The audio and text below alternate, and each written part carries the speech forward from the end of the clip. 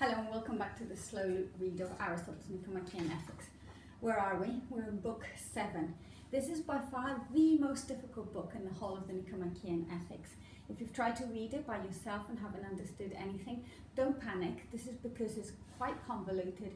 It's on a very challenging topic, and it's actually, to be honest, quite badly written. It goes backwards and forwards a little bit. You need help to understand this. But when you do, it's one of the most important and most interesting books in the Nicomachean Ethics because it deals with the problem of weakness of will. So already here we may well have a problem with the terms used in your translation. Weakness of will is also sometimes translated as incontinence. Strength of will is continence. Sometimes people use the original Greek, so they use enkratia for continence and akratia for incontinence. And that's how the Greeks would pronounce it. British people tend to pronounce it slightly differently. They say akrasia. Okay, so that is already a bit of a mess just with the terminology here. But what is this idea of weakness and strength of will? Well, imagine you've thought about it and you've committed yourself to eating fewer sweet things. So you've decided that you want to be healthy, you're committed to this goal of becoming healthier, and you've also committed to this idea of eating fewer sweet things in order to become healthier. You also know that this is a cake in front of you and that the cake is unhealthy, and despite holding on to your commitment to become healthier, you find yourself eating the cake. So you're kind of doing something against your better judgment. How is that possible? This is what the question of weakness of will raises. How is it possible for someone to do something other than what they think is best? Because once you've committed to what you think is best, you're somehow motivated to do it as well. Otherwise, the judgment that this is the thing that I ought to do is completely meaningless.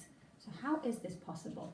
And this is the question that Aristotle tries to answer in this chapter.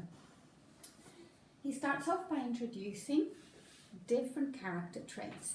We're going to write all this down because it's actually quite difficult to follow.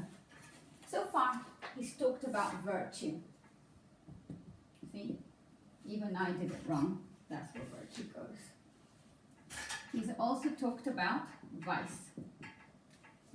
Now he introduces some new ideas. Here we have superhuman virtue. He doesn't say a lot about this. He refers to this with the examples of Homeric poetry and Homeric heroes who were beyond human beings and shared something in them with the divine. But he doesn't say a lot. Then we have virtue that he has discussed already. And here we have continence, strength of will, enkratia, incontinence, weakness of will, akratia, or akrasia if you want to, vice, and below vice, bestiality.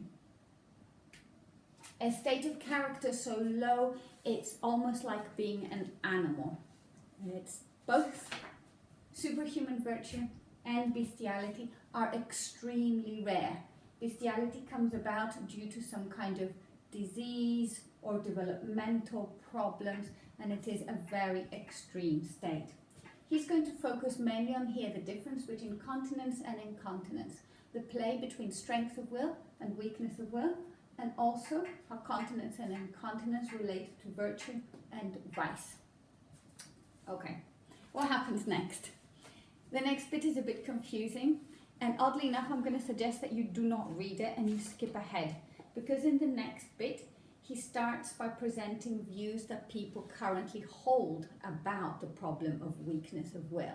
So it can be a little bit confusing because he refers to a variety of different inconsistent views, because this is the kind of things people believe about weakness of will, but they're not what Aristotle believes about weakness of will. He's going to reject most of these ideas and build his own picture. So if you find this next bit confusing, just leave it to one side. It just represents common opinion. The biggest idea here is the Socratic idea that it's not possible to act knowingly against the good. For if you know what the good is, how can you possibly act against it? Therefore, anybody who acts against the good must be acting against ignorance. Now, Aristotle is not going to agree with this Socratic idea. He's going to give a different account of weakness as well. But obviously he refers here to the Socratic idea amongst the many commonly held opinions on incontinence. Also, in referring to Socrates, he discusses a little bit the idea of being ignorant and what could it be that the incontinent displays when he is ignorant. And again, he comes up with a variety of possibilities, discussing the idea of virtue and its connection to incontinence and continence, and especially the virtue of temperance that has to do with pleasures. But again, this is not Aristotle's views. These are views held by other people, so he's in effect rejecting them. So we're going to take the weird step of ignoring that bit of the text and moving straight to section 3, which is where he starts discussing his own ideas. This is around about 1146b10, where he poses the questions that he's going to be answering. So what is this chapter going to be about? Do the incontinent know that what they're doing is wrong? It's one of the questions he's going to be asking. What is the subject matter of continence and incontinence? Their state of character. In the same way that he's discussed all the different virtues to have a narrow subject matter, he's going to ask, what is the subject matter of these states of character? What do they deal with? And is continence the same as endurance? Now, this is a slightly odd question here because he doesn't really explain what he means by endurance, and later on he doesn't really say a lot about it. He mainly concentrates on the very first question, does the incontinent know what he's doing? And the second one, what is the subject matter of these two states of character? Okay, so are continence and incontinence also dispositions? Are they responses to specific situations? And also, in a sense, he's not interested in whether the incontinent knows what he's doing or acts in ignorance, because he tells us right away that the incontinent are very confident in their opinions, more so than others are in their knowledge. So they act with a lot of confidence. Okay, so how is this possible? How is it possible that these people act with knowledge when they're doing the wrong thing? To understand the next bit, I need to remind you a little bit about what we need for virtue. So we're looking at the character state of virtue. And if you remember, virtue results in the right action. Yeah. The virtuous person does the right thing. But also you should remember that he does this from the right reason. This is all the bit about virtue not happening accidentally or by mistake or for some other reason that's not related to the right action. So right reason, right action. Also, right desire. The virtuous has the right desire. He does the right thing for the right reason along with the right desire. So he does the kind thing because it's the kind thing to do, but he also feels kind emotions towards the person who's the subject of his act. You remember all this because we talked about the habituation of desires and how important it is for reason to come to see what desire is motivating us to do, and for desire to shine a light on the right thing so that reason is activated and both flow together without problems into the right action. So, what happens with the vicious person? We know that he does the wrong thing. And we also know that he does it from the wrong reason. Because Aristotle has told us that vice is structurally the same as virtue. This is because there is choice in vice. Vice is choosing the wrong thing for its own sake and choosing it knowingly and cultivating the wrong desires. So these two states are structurally the same. And Aristotle makes that point throughout the Nicomachean Ethics. Very often when he talks about the structure of virtue, he says vice is similar. Yeah? So we have wrong reason, wrong desire, wrong action. What happens to bestiality? Possibly no reason here. He doesn't talk a lot about it, but I think he has the kinds of state here in mind where the person's natural human ability to reflect is somehow very grossly defective due to some kind of illness or developmental problem, It's not clear that this person can reflect at all. They possibly have the wrong desires and they do the wrong action. They definitely do the wrong action.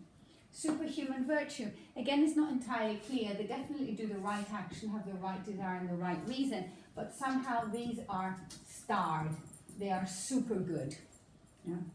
They share in something that's part of the divine beyond the reason that human beings have qua human beings. Okay, so how is it possible that this happens, and what actually happens here? Continence must have the right action. Yeah? This is strength of will. This person must have the right reason. So how does he differ from the virtuous? The problem is the desire.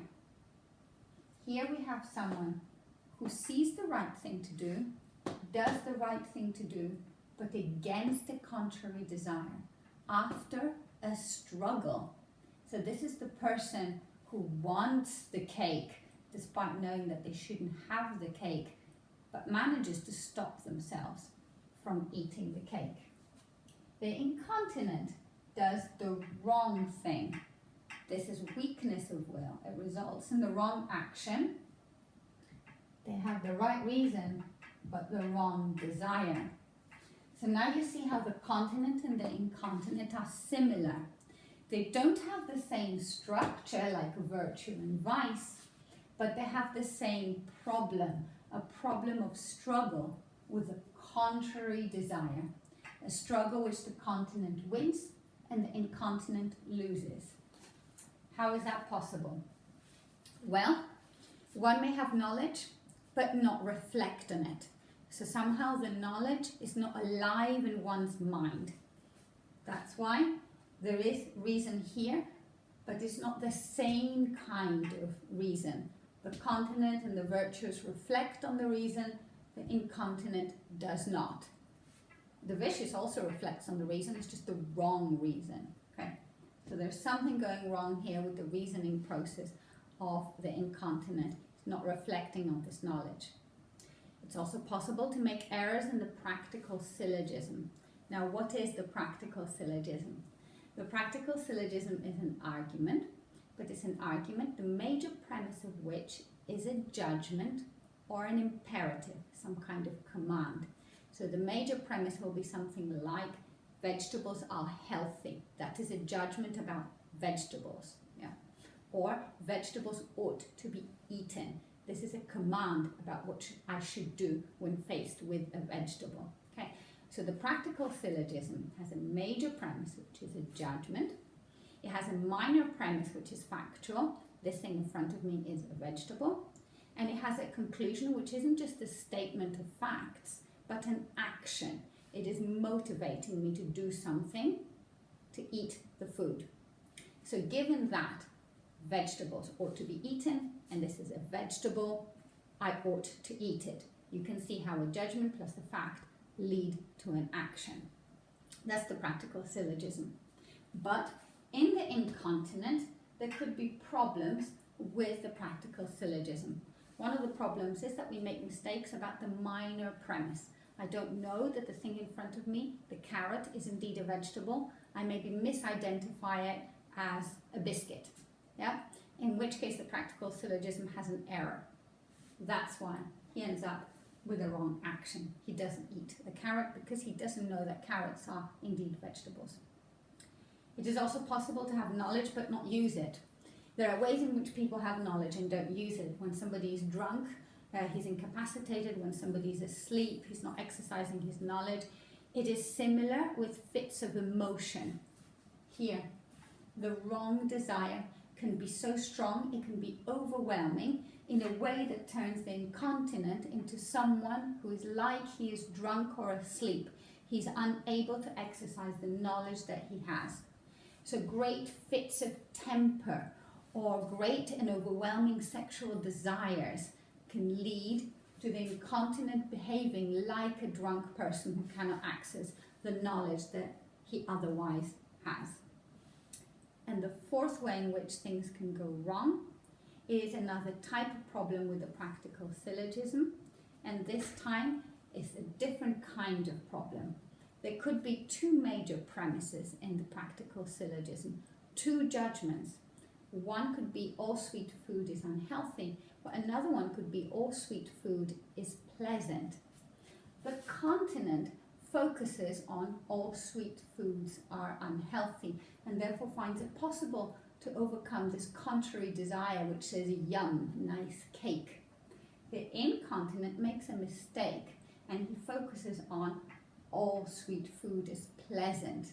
That means the desire then overwhelms him. This is a very important bit for the explanation of incontinence, because here we have a desire contrary to the rational principle. The desire is not working hand in hand with a rational principle to lead to the right action like it does in virtue. The virtuous only has kind feelings. The virtuous doesn't desire undesirable things at all. But the continent and the incontinent have to fight against these contrary desires, which can at times overwhelm them. And the brutish, she tells us again, have no rational principle. Yeah. They're so below the ability to reason. They're in a different kind of situation. Okay. He goes on to make these points in detail.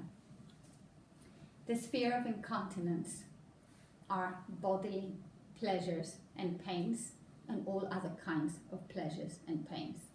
He draws two distinctions here. One is things that are necessary, things like food and sex. These are the subject matter of the virtue of temperance. He's already discussed them. But the incontinent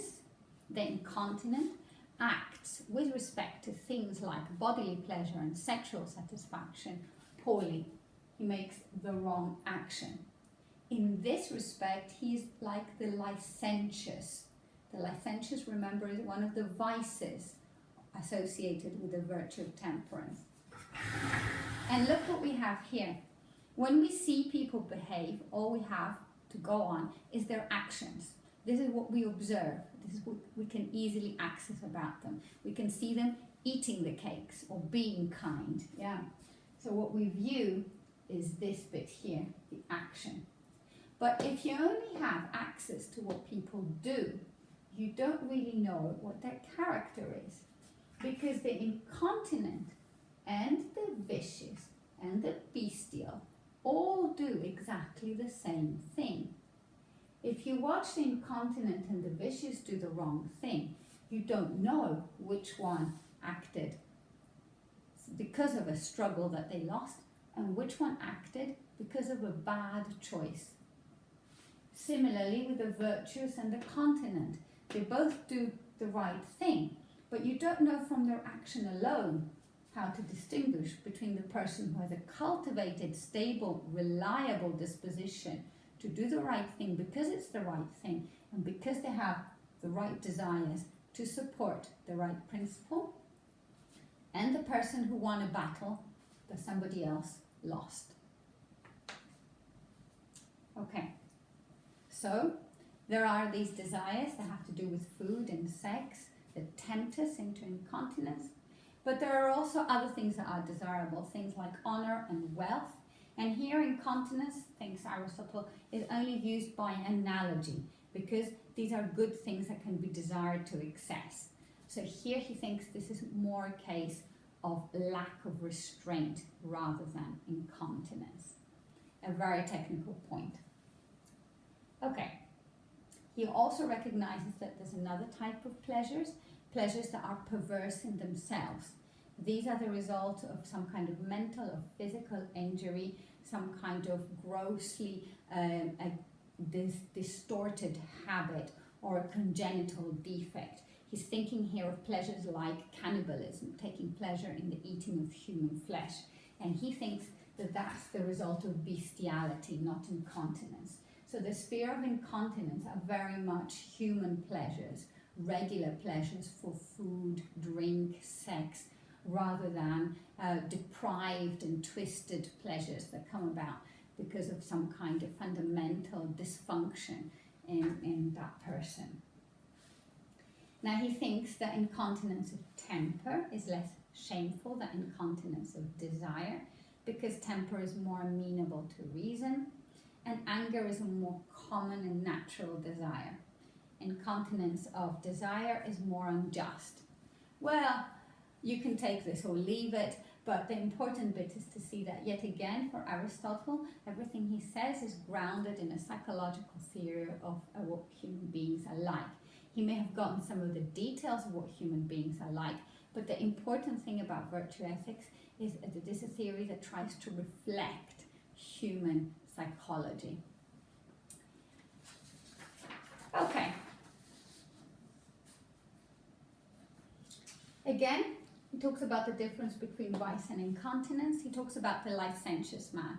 This is the man who chooses to indulge in the wrong pleasures and in the wrong way and towards the wrong people and at the wrong time. And he doesn't feel remorse because he's doing what he has chosen in accordance with the wrong reason.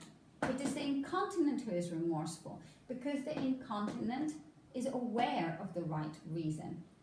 And it's the incontinent who has lost this battle and he's aware of having lost the battle. Vice is incurable. It's like a chronic disease because it involves choice. Continent is like a disease that comes and goes. It is like epilepsy. You have a fit into incontinence, but it is possible that most of the time you are continent. Because this is a battle, it is an ongoing battle. When you have a battle against contrary desires, it's plausible to think that a lot of the time, most of the time, some of the time, you win that battle. And at times the temptation still overwhelms you, but it's an ongoing problem. Of course, the actions of the two resemble each other. That means we can't distinguish between these two people by looking just at what they do. We need to know who they are. We need to know about their character. Okay. So the incontinent abandons his choice under the influence of passion, but he doesn't go as far as to think that what he's doing is right. The passion overwhelms him, but it doesn't overwhelm his reason completely. Now, the virtue stands by the right choice, and so does the continent. The continent stands by the right choice.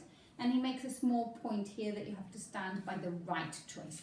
Standing by any kind of choice just makes you obstinate. Of course, you need to stand and be steadfast by the right choice. Of course, the virtues has no contrary desires to overcome, so there is no struggle here. This is a very important conception of virtue that differs from that of other philosophers who come later. For Aristotle, the struggle is part of continence and incontinence, states that are below virtue. Once you reach virtue, your reason and your desires flow smoothly and unproblematically into action. There is no more struggle. Now, I want to tell you just one or two things before we go back to the text in Aristotle.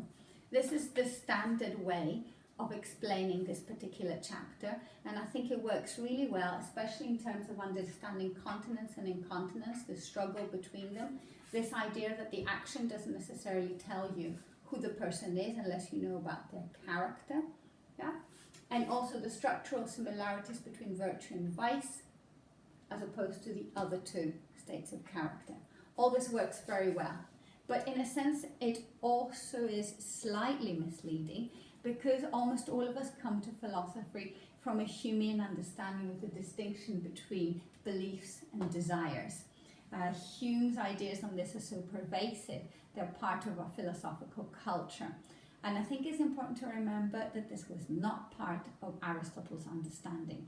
Aristotle does not draw a distinction, a necessary distinction between belief and desire. When it comes to the virtuous person, this doesn't make much sense.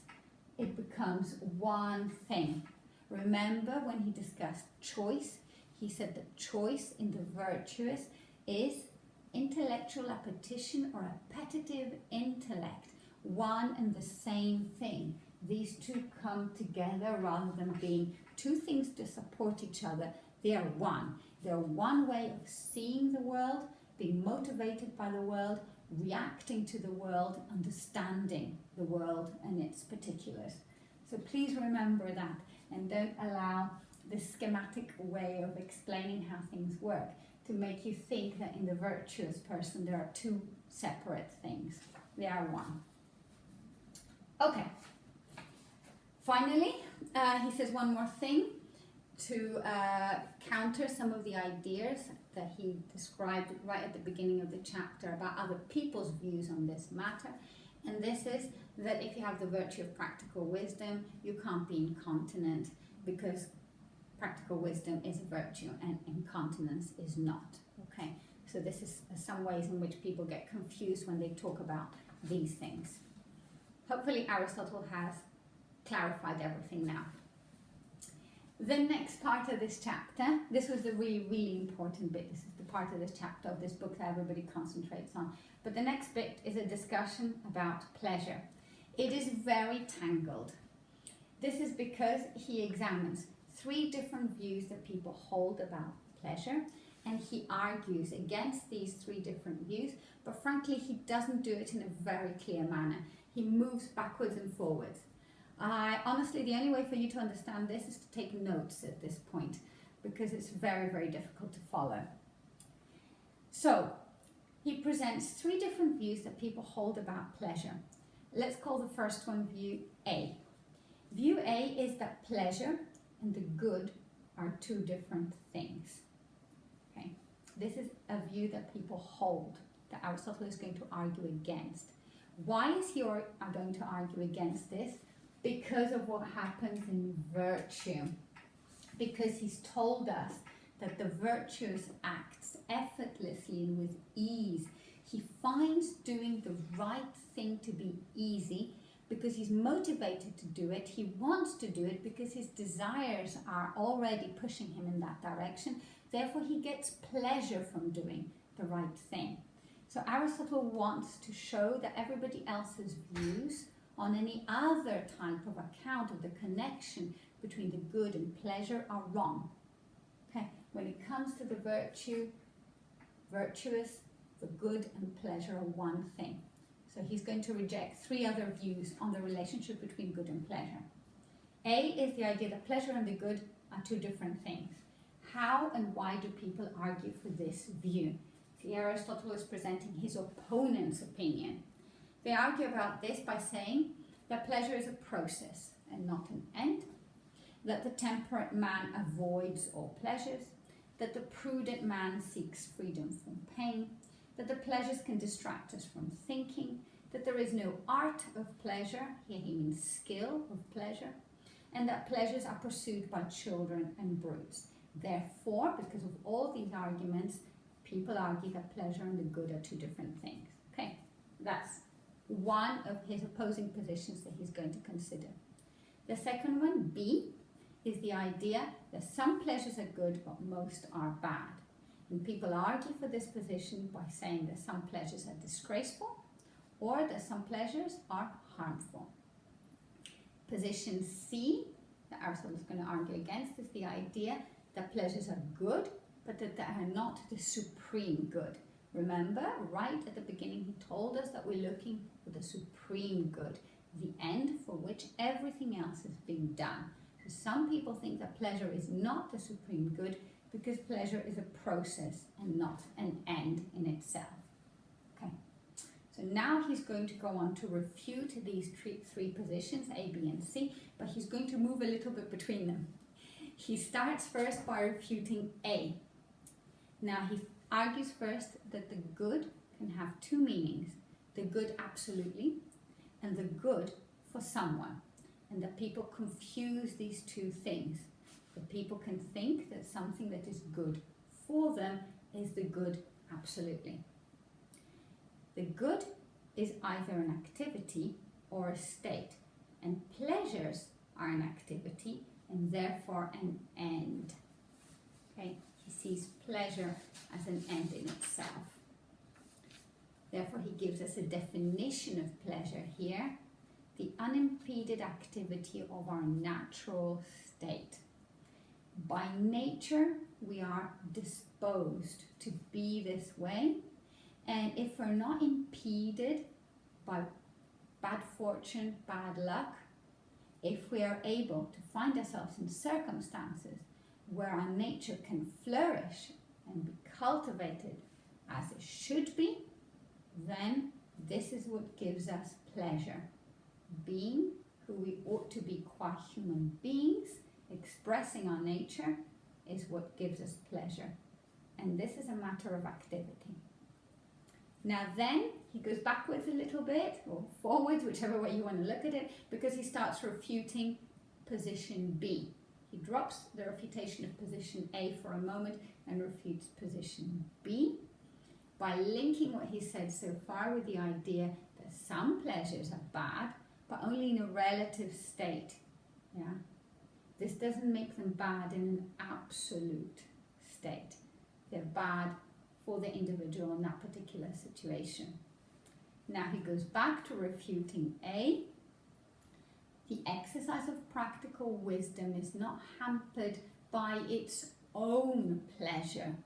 Remember, what the virtuous has is the pleasure appropriate to the right reason. He doesn't have random pleasures. He doesn't take pleasure in vicious things or the wrong things. He takes pleasure in the right thing. So the exercise of virtue cannot be hampered by the pleasure that is characteristic to that virtue. An art of skill doesn't produce an activity, produces an end. And the end is the living of the good life. Children and brutes, animals, here, the bestial, the ones who cannot exercise reason at all, do pursue pleasures, but they can only pursue these relative pleasures. They can't pursue the qualified absolute pleasures that are related to an understanding of the good. Now he goes on to refute C, the third argument. This, remember, is the idea that pleasure is a good, but it is not the supreme good.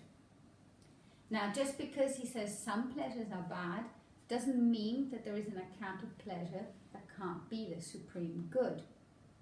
And since every faculty has its unimpeded activity, the one that is in accordance with its nature, and engaging in this activity is pleasurable, the supreme good is the pleasure from the activity of the highest faculty.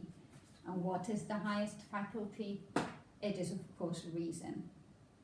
So the absolute pleasure comes from the exercise of reason, because reason is our highest faculty qua human beings. Remember the function argument and what is our characteristic purpose as a species, to reason.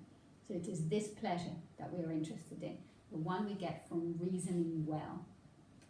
This kind of pleasure is perfect and requires external goods and good luck. He's told us this throughout the Nicomachean Ethics. Things need to go well for us to flourish as the kind of beings that we are. All animals and all humans pursue pleasure, and if this kind of pleasure were not good, the life of the virtuous man would not be pleasant. But clearly he thinks the life of the virtuous man is pleasant. Basically, virtue is its own reward. This is the end of the refutation of these three positions, A, B, and C, on pleasure that he doesn't agree with. Then he has a few more thoughts on pleasure. Are all bodily pleasures bad? No, only pursuing them to an excess is bad. Again, we have this idea of the doctrine of the mean, that our approach should be targeted. And why do bodily pleasures appear more pleasurable than other pleasures? Again, these are his reflections on the psychology of human beings. This is because pleasure drives out pain. That's why we seek bodily pleasures. And also because we seek them because of their intensity. There are people who are incapable of experiencing other kinds of pleasures and therefore devote themselves to these brutish bodily pleasures because they can give us an intense moment of pleasure rather than the long-term fulfillment and satisfaction that we get from the proper exercise of reason. And what gives us these kinds of transient pleasures can change because our nature changes. Okay, that's the end of Book 7. Well done for making it this far. The good news is the book Books 8 and 9 are super straightforward. They are reflections on friendship. I think I'll probably do the next video on book 8 and 9 together because they're very straightforward and easy to understand. I think you could almost at this stage just read them by yourselves, but if you do need help, wait for the next video for help on books 8 and 9, Friendship and Aristotle.